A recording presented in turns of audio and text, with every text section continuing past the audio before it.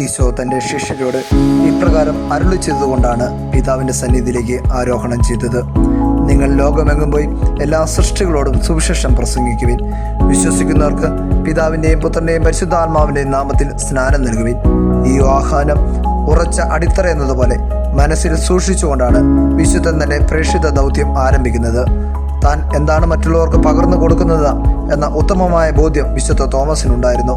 താൻ അനുഭവിച്ചറിഞ്ഞ രക്ഷ മറ്റുള്ളവരിലേക്ക് പകരാൻ വിശുദ്ധന്റെ ജീവിതത്തിന് സാധിച്ചു.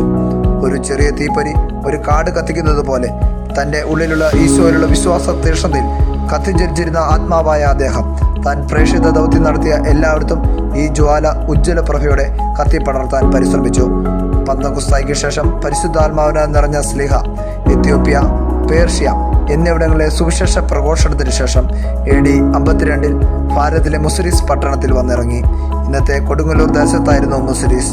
ഭാരതത്തിൻ്റെ തെക്കേറ്റത്ത് സ്ഥിതി ചെയ്തിരുന്ന മലബാർ, തിരുവിതാംകൂട് എന്നിവിടങ്ങളിലും തമിഴ്നാട്ടിലെ കന്യാകുമാരി, മൈലാപ്പൂർ എന്നിവിടങ്ങളിലും സ്ലീഹ സുവിശേഷം പകർന്നു നൽകി. എല്ലായിടത്തും ശത്രുക്കൾ ഉണ്ടായിരുന്നിട്ടും ക്രിസ്തുവിനെ പ്രതി അതെല്ലാം അദ്ദേഹം സഹിച്ചു. കേരളത്തിൽ അദ്ദേഹം സ്ഥാപിച്ച പള്ളികൾ 7 പള്ളികൾ എന്നറിയപ്പെടുന്നു. അവ കൊടുങ്ങല്ലൂർ, പാലയൂർ, കോട്ടക്കാവ്, കോക്കമംഗലം, നിരണം, കൊല്ലം, ചായൽ, തിരുവിതാംകൂട് എന്നിവിടങ്ങളിലായിരുന്നു.